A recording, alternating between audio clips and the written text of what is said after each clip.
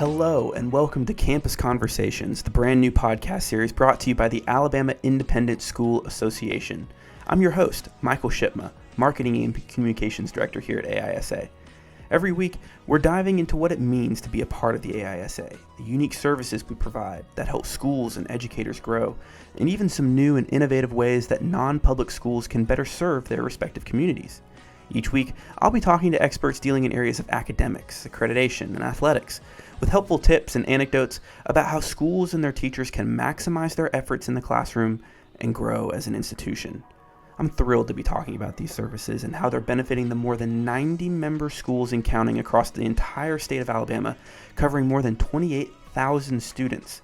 So join us for new episodes every Friday on wherever you get your podcasts. And today, we're hitting the ground running with this podcast series with episode number 1, talking about the CHOOSE Act, specifically with our friends over at ClassWallet. This is Campus Conversations.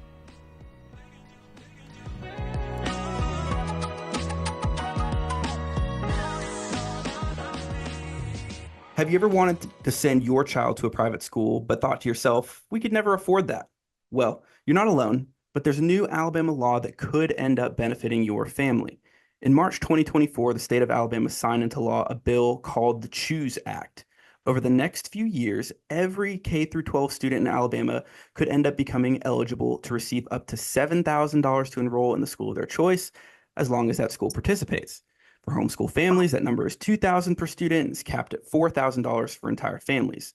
So how will families get all that money? Well, the new state law requires the Alabama Department of Revenue to establish a framework for refundable income tax credits called Education Savings Accounts, or ESAs for short. Parents will use those savings accounts to pay for things like tuition, fees, even extracurricular activities. Now, those ESAs will be managed by an organization called ClassWallet, but there's still quite a bit that we don't know about some of the finer details of how this will work. So joining us now to talk more about these ESAs and about what this whole program could end up looking like here in Alabama is Sarah Raybon, ClassWallet's Strategic Director over ESA programs. Sarah, thank you so much for joining the podcast today. Thank you for having us, Michael. We're thrilled to be here. Awesome. I mean, there's so much to talk about here. This is something that a lot of parents, particularly a lot of teachers, heads of school, are all paying very close attention to. As of this recording, we still have a little bit of time to go before the initial draft guidelines get released. So from what we can say right now, what exactly is ClassWallet's role as it pertains to the CHOOSE Act and these education savings accounts for Alabama families?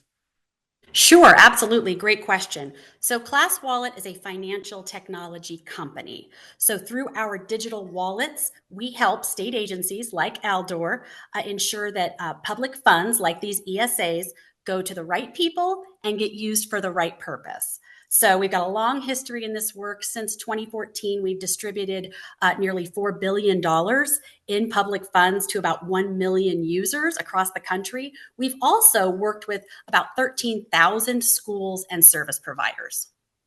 Well, yeah, the work that you are doing, this is nothing new. This is not some new organization. You guys are very well established. You guys have a method of doing things, but it kind of is going to vary state to state how things are going to look. I know that one example that we've kind of pointed some of our heads of school and parents to is how things are run in the state of Arizona. So again, it's not going to be the exact same, but I guess kind of walk us through the process of parents accessing this money, this funding in states like Arizona, kind of like Sure. practically speaking. Absolutely. And that's actually a perfect question for me. So while yes, I'm here at ClassWallet and I do this work, I work to help our partners, our states launch and implement successful programs. I am actually the former administrator of Arizona's ESA program. I was at the Department of Education for nearly 2 years, including through the launch of the Universal program in 2022. I also am an ESA parent. I'm a longtime ESA parent here in Arizona. I have 2 little boys with special needs in the program. So I'm very keenly aware of the kind of nuanced needs of families and of schools. So again, we were just thrilled when Alabama chose ClassWallet to help implement this new initiative, the Choose Act, because again, very familiar with Arizona. In addition, we've launched programs across the country like Arkansas, Utah, most recently South Carolina. So again, lots of history and practically speaking, I guess we'll talk about what this will look like, right? What does it look like? We understand there's a lot of questions, but we are working right now with Aldor very closely to ensure a smooth rollout for families and for our schools. We're going to be doing a lot of communicating in the weeks ahead to make sure everybody understands the process. So more specifically, in early October, schools and families can expect to see a new branding, a new launch of a program website that's going to be really exciting. At the same time, it's going to be filled with great information, resources. We're putting the finishing touches now with Aldor on a handbook for our schools and providers, our handbook for families, participating families. We're going to have FAQs. We're going to have webinar opportunities. And when that website launches, schools will begin to apply. So we will launch the application for our ESPs, or our education service providers. That will launch in early October, right in alignment with that website. So lots of exciting things coming. Yeah, and a lot of important dates to keep track of here. So on Mm-hmm. September 30th, I believe, is when these draft guidelines specifically for Alabama will be released. Shortly thereafter, as you mentioned, the website will go live and will help people kind of walk through the steps of this, which from what we understand and in talking with the Department of Revenue in the past, simplicity is the main focus here from what we understand, which is a very reassuring thing to hear from our partners over there at the Department of Revenue. So you mentioned a lot of the communication that's going to be between these organizations like ClassWallet, Department of Revenue, and these families. You mentioned webinars. We understand that there will be Yes. one coming up on Thursday the 19th. Who exactly is Yes. this for? How can people learn more? What can we expect to learn at this webinar next week? Absolutely. And again, the first of many webinar opportunities to make sure that both families and schools are prepared. So again, it's going to be September 19th at 11 a.m. Central. Aldor is going to be sending out WebEx email invitations to school leaders. I believe that will happen in the next day or two. Again, there'll be an opportunity, an overview of the program, what providers can expect, what that application looks like for our schools and potential education service providers. So how they apply, what it looks like, what their responsibilities are as a participating education service provider. So we want all of that information will be shared. In addition, some information about what are approved expenses and what will not be approved expenses. So Aldor's already been working on that. Again, lots of great information, but the first of many. We'll also have time at the end, of course, to answer any questions. So there'll definitely be a live Q&A to answer any questions that our school leaders might have right now. Hmm. So as we look at all of this right now, and still, like you said, a lot still has to get finalized and hasn't been made public just yet. Generally speaking, what steps has Class Wallet as an organization taken to ensure that there is this smooth rollout of the Choose Act here in Alabama, making sure that there's no technical problems, website crashes, miscommunication, those sorts of things? A lot of folks just want to know, like, will this work the first time I try and, log in? Will there be problems? What sort of reassurance can you give to folks about that? Oh, absolutely. So I think I want everybody to hear that we obviously have lots of experience doing this for really large programs that serve, thousands of students. We process all of those payments, and again, like we covered in the beginning, we've been doing this a long time. So we have a solid plan. We've been working with Aldor now for a bit to get that plan implemented, and I think again, the solid team that's committed to making sure this is as smooth as possible for families, and that everybody is fully prepared and equipped long before accounts are funded in July of 2025. Now, how does Class Wallet help? And again, this is just generally speaking, and in what the work that you have already done in some of these other states. How exactly does Class Wallet help families and schools track some of the expenses that will be covered by this funding? And what level of reporting will be available to ensure that those funds are spent according to program guidelines? Yeah, and Michael, that is a great question. And so First and foremost, families are only going to be able to use funds on program allowed expenses. So that is the beauty of the platform. It gives families it's a great user experience. Families can rest assured they are only purchasing what is approved by program guidelines. Again, we do have those other resources like the handbooks and the FAQs and things like that. But again, the platform has those guardrails. Families can only purchase things that are approved by program guidelines. On their ClassWallet homepage, as far as some other family resources, families will be able to easily see all of their transaction history, their students' transaction history, their deposits, any orders they've placed in our marketplace, perhaps like school supplies, the status of those orders, and it's all in real time, right? So families never think they might have more funds to spend than they actually do. Schools, I know schools might be wondering, they also have a login. So our schools will have a login. They have a homepage where they can view all of their approved transactions from families. They'll be able to download reports, reconcile payments. It was really designed, I think you'll see as we start doing this training, to be easy to use. So easy to use. We've got lots of videos and resources. Again, training, we'll have lots of that. So I think everybody's going to be ready to go and confident on day one. Good. That's honestly got to be really reassuring for a lot of folks to hear, just because of how much this has been kind of hyped up and talked about for so long. So I know that we here at AISA, but definitely these schools and these parents are definitely looking forward to getting rocking and rolling with this. Now, we understand that ClassWallet also has a partnership with Facts. A lot of schools that we work with, no Facts. How does that partnership work, and how will it benefit these families and these schools? And what about those schools that may not use Facts? How does this impact them? Absolutely. Thank you. This is a great question. And I know there's probably been a lot of questions and concerns about that. So FACTS is going to manage the family application piece of this program, right? That's what they do best. So our partnership ensures that families are going to be able to find out if they're eligible and apply for the Choose Act quickly and easily. So once a family is approved for the ESA, they're going to be using the funds through a ClassWallet digital wallet. So we've worked with Facts in several states on similar programs, and really the partnership just makes sure we give families a best-in-class application experience with lots of support on that end, and families and schools really appreciate that. However, we do know the last thing a school wants to do is have to use another system, right? Integrate another system that they're not already using. So in fact, our schools don't have to use Facts at all. For schools that don't use Facts, all they're really going to do is and even if they do use Facts, all the school needs to do is provide an invoice to the family, just like they would for any other enrolled family. The family takes that invoice, they upload it into the platform, they select the school they'd like to pay, and initiate that payment. Once the payment is approved, the school, who obviously has been onboarded with our system, is going to receive that payment via ACH within about 24 to 48 hours. So again, there's no Facts integration is needed. However, we do know that a lot of schools use Facts. So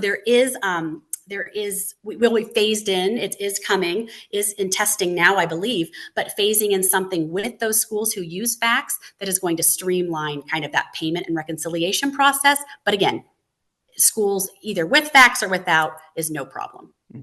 Now, again, this is all still very generally speaking, but you spent, as you said earlier, time in Arizona with these ESAs in full effect. A lot of schools that we've talked to here in Alabama have asked us the question, do I need to hire somebody who is going to be completely dedicated to keeping track of all of this, to managing all of this? I know we have some programs and some online tools that are supposed to make it easier, but some heads of schools or, different leadership may be looking at like, I don't know how or when or what to do with this sort of thing. In your experience just in Arizona, was this something that schools had to bring in new personnel to try and help manage? What exactly did that look like? Absolutely not. I mean, I would say that that is not necessary. However, perhaps over time, perhaps, as the program grows and more, and they expand, and maybe the school opens up new seats, and they see maybe an influx. Maybe there is somebody they'd want to bring in to help with scholarships and ESAs and other things like that. But I would say absolutely not. Not right now at this point. I wouldn't worry about that. I think our team is fully capable and equipped and ready to go to help. So schools can direct families our way to answer any questions they might have. Again, I think we're going to be doing a lot of work to make sure the schools feel good and that they have the latest up-to-date information, so nobody's operating kind of in any darkness or any unknown. I think that is key. But again, I don't think they should be worried. I think that they can direct families to ClassWallet. We'll obviously have our resources for providers. So again, I wouldn't want any school to think that that is going to be needed or even required or anything. But maybe over time, who knows how many students will ultimately participate and what that will look like at a school. Mm-hmm.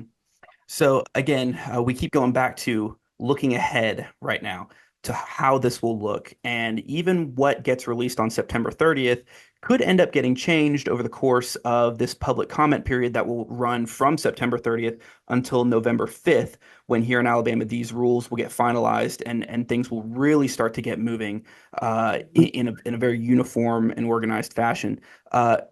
In the meantime, we understand that there is a marketing firm out of Birmingham here in Alabama called Markstein that is supposed to help spread the word on the Choose Act, working with you guys, working with the Department of Revenue to really just blast this information out to anyone and everyone who needs it. Has ClassWallet worked at all with Markstein throughout this whole process? And if so, what has that relationship been like so far? Yes, so ClassWallet's marketing team has been working closely with Mark Steen. So again, putting those final touches on those handbooks and materials. Again, you're going to expect to see digital advertising. We'll be using some traditional media and various other ways to promote this program. And of course, we're excited to work with our schools, right? We're excited to be able to disseminate that information because as we mentioned, we know our schools are seeing these families up close and personal, right? They're often the first stop. So we want to make sure our schools have information that they can share and disseminate with families and prospective families. So again, we've been working closely with Mark Steen. We're really excited about that. I can't wait for the launch of the website and for everybody to see the new branding. I think everybody's just going to be thrilled with the results of the collaboration. Now, when you say kind of reaching out to these different schools, these different heads of schools, excuse me, is that something that they can expect something coming in the form of email? Is it snail mail? What exactly can schools really just expect? I know that I'm going to get this information from this avenue. What would be what they It'd can be expect? email. So email. And again, we have that webinar invitation that's going to be coming out. So expect that in the next 24 to 48 hours. If for some reason you don't get that email and you expected to get it, please reach out to our customer support team. We are happy to provide that information. You can reach out to us at help@classwallet.com. We are happy to get the invitation. So if you don't see it in your inbox, don't panic. Reach out to our team. We're happy to help. Gotcha. Help@classwallet.com for all the heads of schools that might need any sort of assistance with getting this information with that webinar for next week. Again, running through these big dates again, because this is just so important. September 30th is when the draft guidelines will be released. People will be able to look at them, mull it over. There will be public comment that will be able to be submitted early October. Don't have a definite date just yet, but in early October, this new website will be rolled out that will help give people some more information, and all leading up to November 5th, when this will really kind of be finalized here at a formal hearing. So a lot of information for people to take in. One thing I will say is that the AISA website, if you go online to aisaonline.org, there's a frequently asked questions section where we include a lot of the information that we're talking about here. I know a lot of folks listening are like, well, what about my kid? What about my school? That's the best place to go as of right now for the information that we have. But as we've said, stay tuned for new information coming out in the coming days. So again, Sarah, I really do appreciate you coming on and talking about all this. I mean, this is just such important information, and I really can't thank you enough for coming on to talk to us about this. All of us here at AISA are just thrilled to be working with y'all, and we hope to keep close tabs on what's going on and help spread the word. But thank you again so much for coming on the podcast. We really do appreciate it. Absolutely. Thanks for having us, Michael. Great stuff there, and still much more we're hoping to learn about the Choose Act in Alabama, what it will mean for schools, parents, and most importantly, of course, the students. Remember, those draft guidelines will be published on Monday, September 30th, followed by a period of public comment that will officially end on November 5th when those guidelines will be finalized. Now, in between then, in early October, we expect a new website to be launched, and this will allow for the school application process to begin for those eligible students. Later in January, after the guidelines are finalized, we expect the family application process to open up. You can find all the latest information about the CHOOSE Act, about what this will look like as it stands right now, once it's released by going to aisaonline.org/choose-act-information. If you don't want to remember that URL, just go to the homepage of aisaonline.org. You'll see it at the top of the homepage. It says Choose Act. You can see that link right there at the top of the page. You can also follow us on social media. We're on Facebook, X, and Instagram. And of course, keep an eye out for new episodes of Campus Conversations every Friday on wherever you get your podcasts. But for now, I'm your host, Michael Shipma. Thank you for listening.